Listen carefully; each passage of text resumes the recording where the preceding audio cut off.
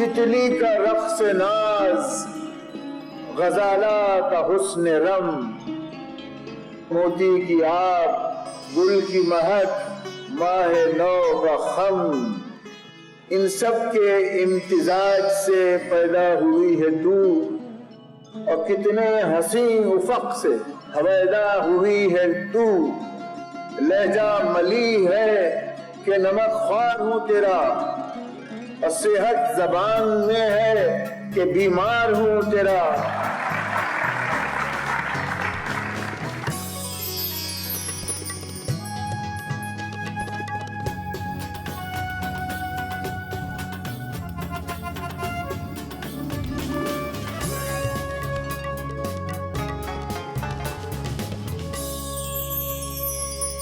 سبات اڑا کر مدینے میں لے چل، جہاں مصطفیٰ ہے مکی اللہ اللہ۔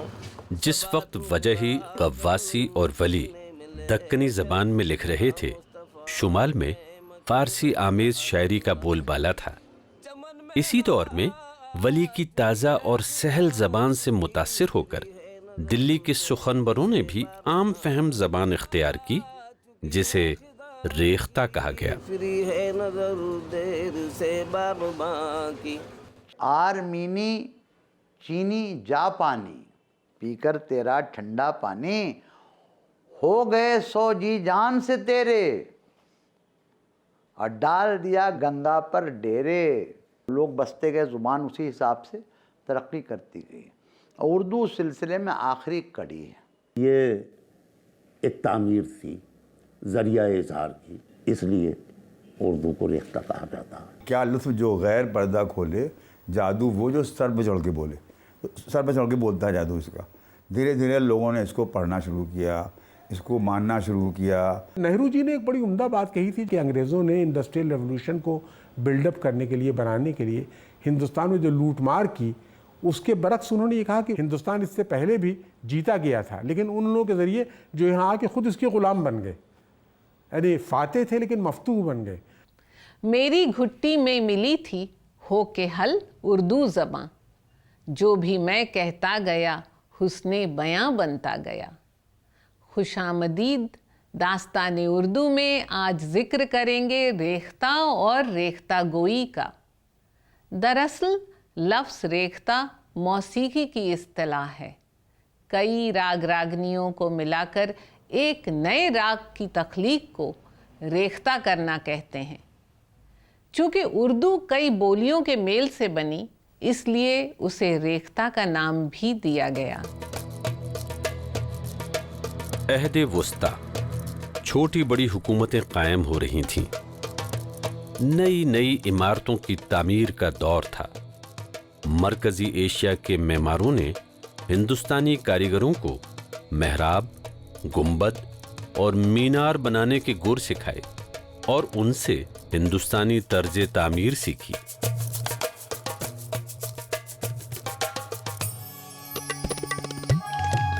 چٹانیں کاٹنے والے مزدور کو سنگ تراش کہا جانے لگا، اور وہ پتھر کی سلوں پر دیوناگری میں اپنے نام کے آگے یہ نیا عہدہ بھی تراشنے لگے۔ انہوں نے سلطانوں کی عالیشان عمارتوں پر وہ نشان نقش کیے جو ان کی ثقافتی وراثت میں شامل تھے۔ کمل کا پھول، توڑن، سواستک اور ہاتھی گھوڑے کے سر کی بدلی ہوئی صورتیں پتھر کا جگر بن گئیں۔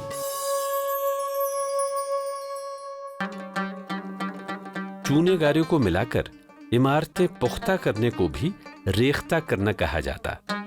دراصل یہ زمانہ تھا ہندوستان پر مغلوں کی گرفت کو پختہ کرنے کا، اس سے پیدا ہونے والی مشترکہ تہذیب اور زبان کو ریختہ کرنے کا۔ جذبات اور احساسات کے اظہار کے لیے ہم جن لفظوں کو چنتے ہیں وہ بھی ایک تعمیری عمل ہے۔ تو تعمیر مکان کی ہوئی، تعمیر راگ راگنیوں کی ہوئی، تعمیر جذبات و احساسات کے اظہار کے لیے الفاظ کی ہوئی، اس لیے اردو کو ریختہ کہا گیا۔ مغلز نے ایک سسٹم، ایڈمنسٹریشن کا سسٹم ایک دیش کو دیا، نیٹ ورکس، ریڈیو، آج بھی جی ٹی روڈ جو ہے وہ لوگ یاد کرتے ہیں، اور اردو کے جو جو ترقی ہے، اردو کا جو گروتھ ہے، وہ گروتھ بھی اسی سے لنکڈ ہے. یعنی لوگوں کا ادھر سے ادھر آنا، بڑے بڑے شاعر آئے، بڑے بڑے ہسٹورینز آئے، اور بھی بہت سے میوزیشنز آئے، تو سب لوگ آتے ہیں، اور اس کے ساتھ ساتھ صوفی بھی آئے، اور دوسرے قسم کے مذہبی اسکالرز بھی آئے، آرکیٹیکٹس بھی آئے، پینٹرز بھی آئے. تو ایک کمیونٹی بنتی ہے نا. اور جب وہ کمیونٹی یہاں کی کمیونٹی سے انٹریکٹ کرتی ہے تو وہ ایک کریٹیو پروسیس ہے. سن 1526 پانی پت کی پہلی جنگ میں ظہیر الدین محمد بابر نے ابراہیم لودھی کو شکست دی. ہندوستان میں شہنشاہیت کا ایک نیا سلسلہ وجود میں آیا اور مغل حکمرانی کی شروعات ہوئی.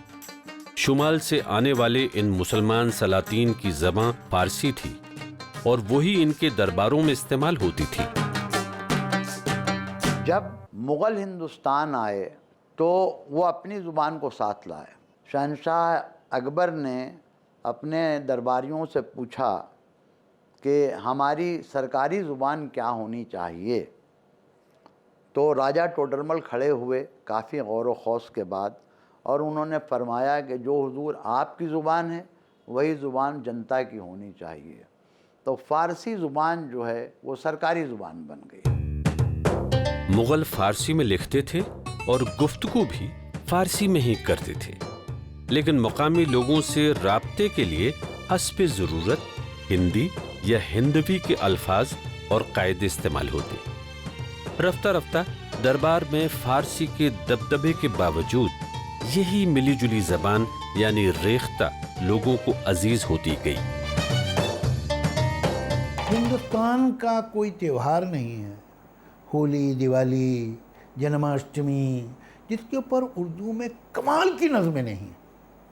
کوئی ایسی ہندو ڈیٹی نہیں ہے، رام، سیتا، کرشن، شیو، پاروتی، جس کا بھی نام لیجئے، اس پہ کمال کی نظمیں اردو میں نہیں ملیں گی.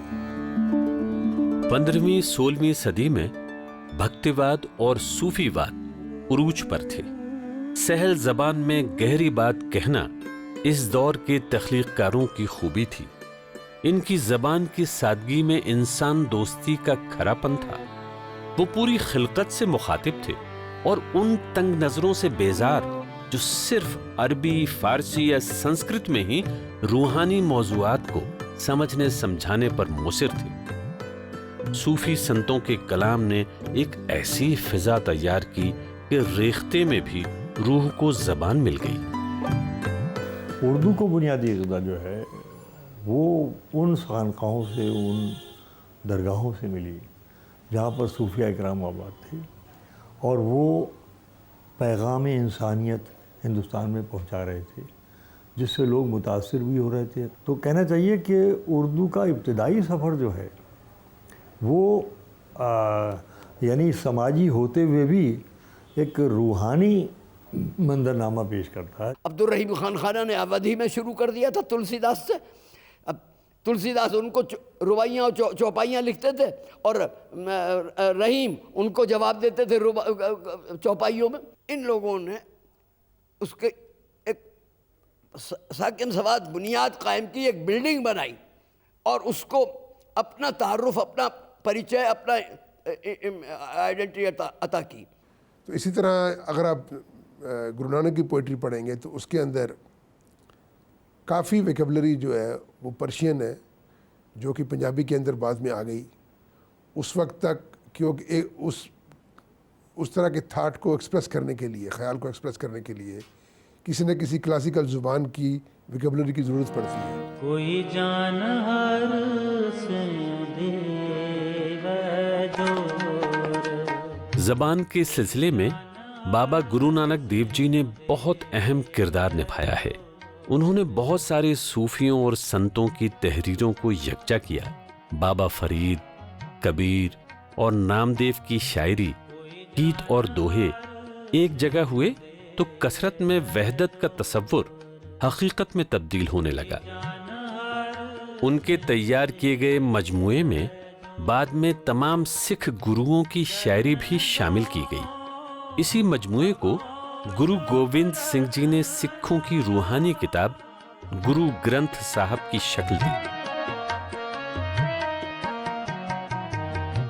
گرو گرنتھ صاحب کے اندر جو الفاظ ہیں وہ ایک بڑی جو دلچسپ چیز ہے کہ سنسکرت اور پرشین لینگویج کو ملا کے میل سے جو کافی الفاظ پیدا کیے گئے ہیں، جیسے کہ بیانت ہے، سنسکرت میں ہم اس کو اننت بولیں گے، لیکن اس کو سنسکرت کا انت لے لیا اور فارسی کا بے لے لیا اور بیانت بنا دیا، مطلب اس کا وہی ہے۔ اسی طرح آپ جو pure Farsi word, pure Arabic word use ہیں، اب کسی پنجابی کو آپ بولو گے کہ رب جو ہے وہ پنجابی لفظ نہیں ہے تو حیران ہو جائے گا، وہ رب از ٹپیکل عربین ورڈ۔ یہ وہ دور تھا جب دلی میں مغلیہ سلطنت مستحکم ہو رہی تھی اور 1556 میں جلال الدین محمد اکبر کی تاج پوشی کے ساتھ تہذیب و تمدن یعنی کلچر اینڈ سویلائزیشن کا ایک نیا باب واہ ہوا۔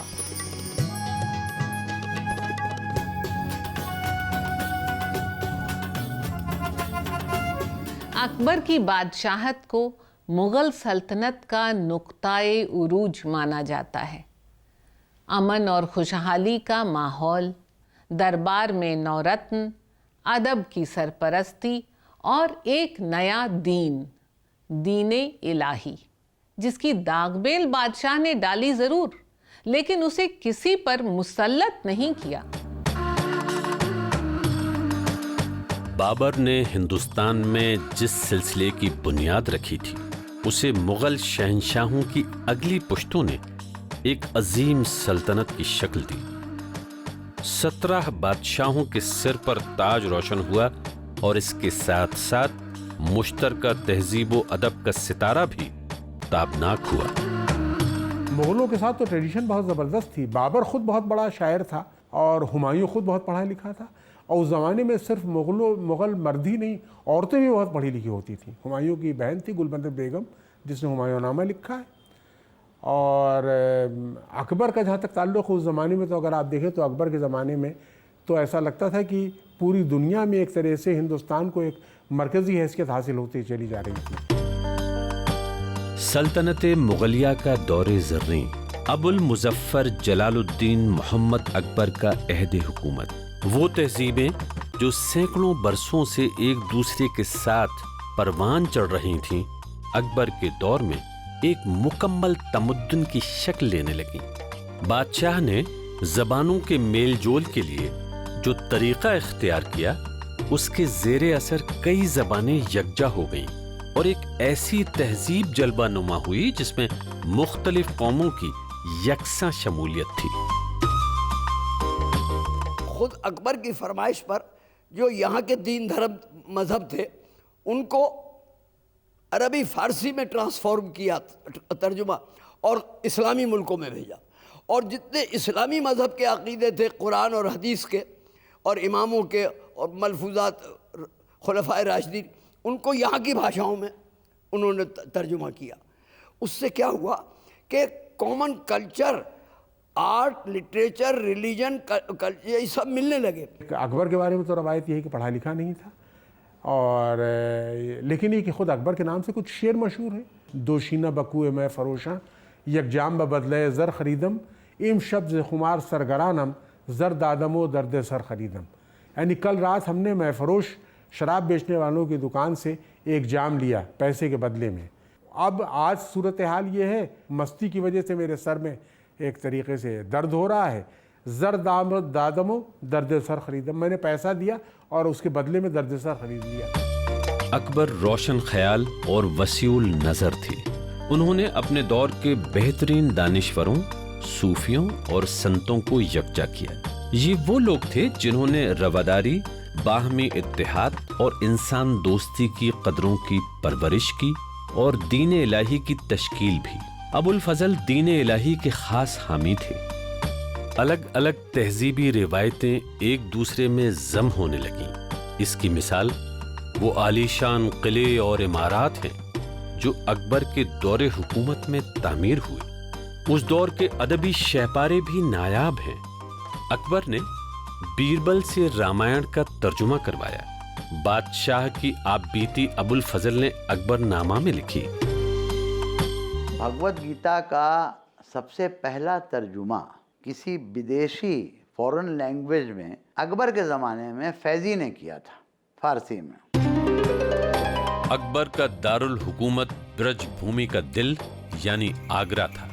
انہوں نے بڑے خلوص کے ساتھ ہندوستانی روایات اور رسموں کو اپنایا اور برج بھاشا کی ترقی میں بھی اہم کردار ادا کیا۔ اپنے بیٹے دانیال کو برج بھاشا کی تعلیم بھی دلائی۔ اس زمانے میں اودھی اور برج میں بھی معیاری ادب تخلیق ہو رہا تھا۔ 1527 سے 1540 کے درمیان ملک محمد جائسی نے اودھی زبان میں طویل عشقیہ داستان پدماوت لکھی۔ اکبر کے نورتنوں میں سے ایک عبد الرحیم خان خانہ نے 1553 سے 1583 کے درمیان برج بھاشا میں دوہے لکھے۔ دونوں اردو رسم الخط میں ہی تھے۔ رحمن دھاگا پریم کا مت توڑو چٹکائے، ٹوٹے تو پھر جڑے نہیں، جڑے گانٹھ پڑ جائے۔ یدا چشم کورا بھوید ہپت کھانے، ششی دوست کھانے میریکھو تھنکرے، سرودی کمالو نرو دین دارو، گنیم پرہنتا جہان پرچنڈ۔ عبد الرحیم خان خانہ یہ عربی، فارسی اور سنسکرت تینوں کو ملا کر کے اور جوتش کا گرنتھ ہے۔ اس پستک کا نام ہے کھیٹ کوتکم۔ ہر سطح پر ایک انوکھی آمیزش پنپ رہی تھی۔ بابا فرید نے 1173 سے 1266 کے درمیان اور بلے شاہ نے 1680 سے 1757 کے درمیان پنجابی زبان میں صوفیانہ کلام لکھے۔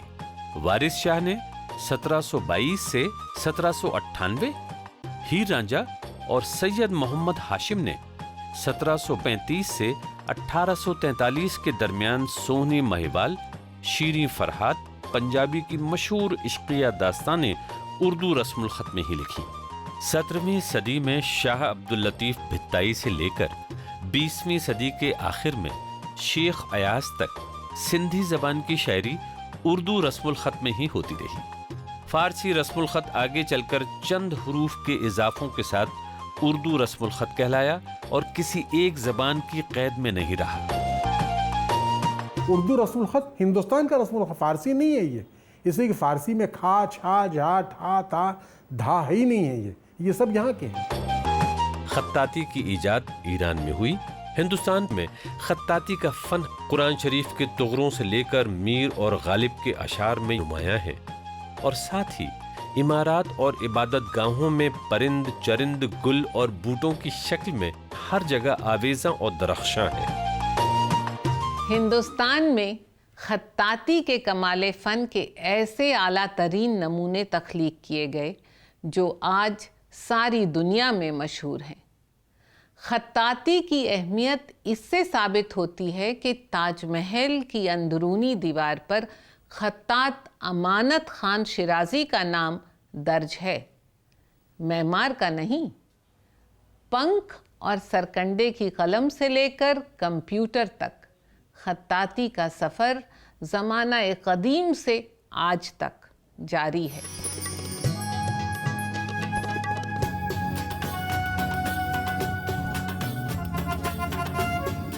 17ویں صدی کے آخری سال تھے۔ مغلیہ سلطنت کا سورج پوری آب و تاب کے ساتھ جلوہ افروز تھا۔ اب عظیم آباد سے اکبر آباد تک ریختے کے نئے نئے دبستان قائم ہو رہے تھے، اور دکن میں ہونے والے ادبی تجربے بھی دلی تک پہنچ رہے تھے۔ جہانگیر کا دور آتے آتے ریختہ میں نئے تجربے ہونے لگے تھے۔ افضل پانی پتی نے 12 ماسا کی طرز پر بکٹ کہانی کی تصنیف کی۔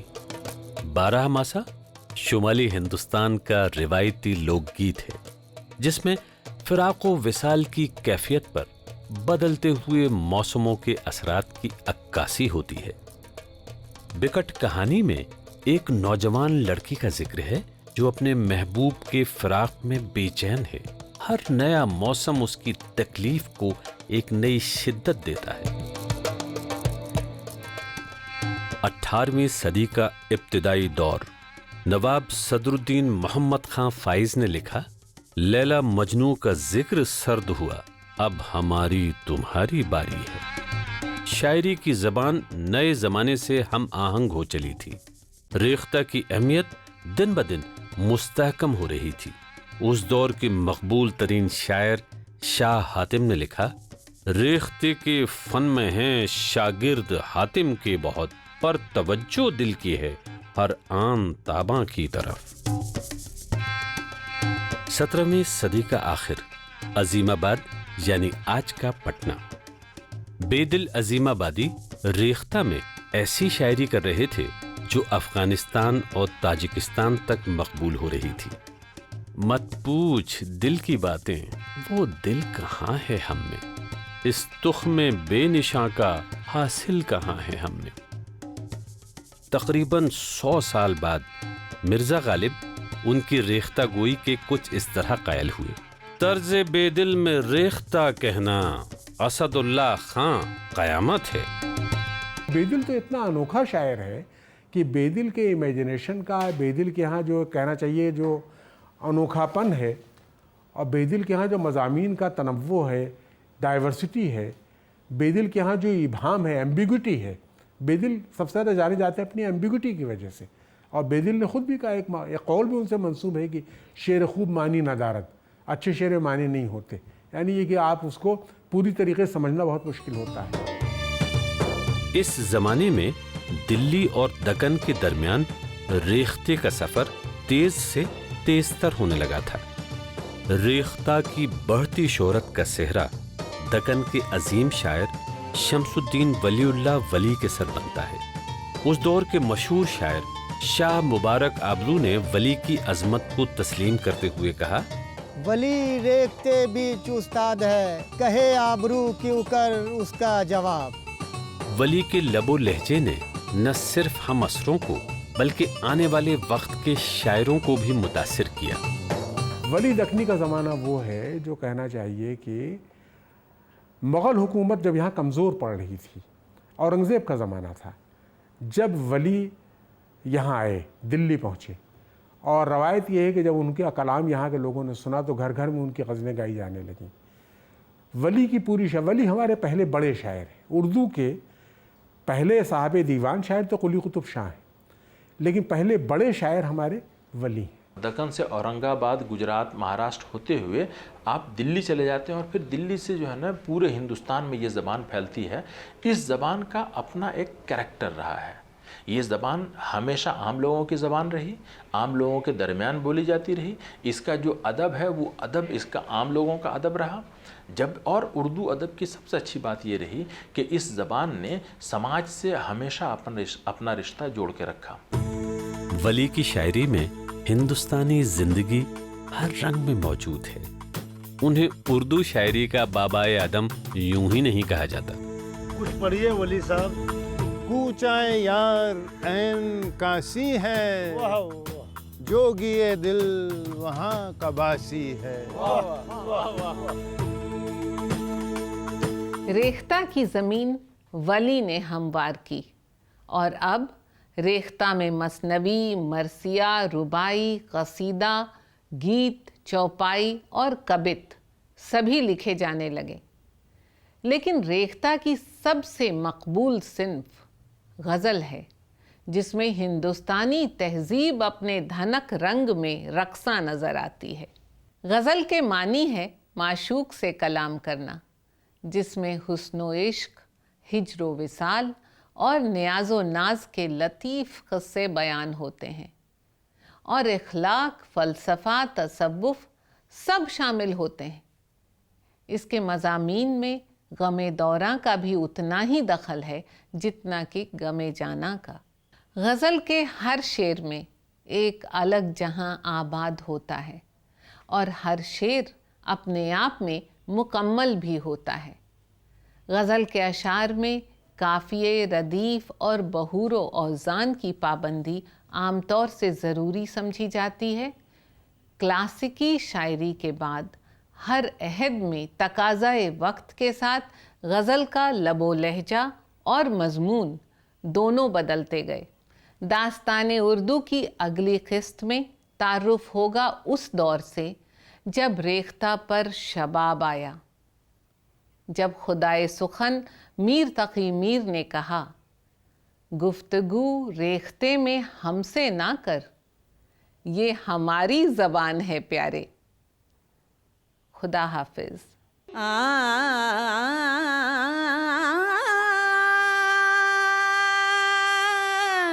उर्दू है जिसका नाम हमें जानते हैं दाग, सारे जहां में धूम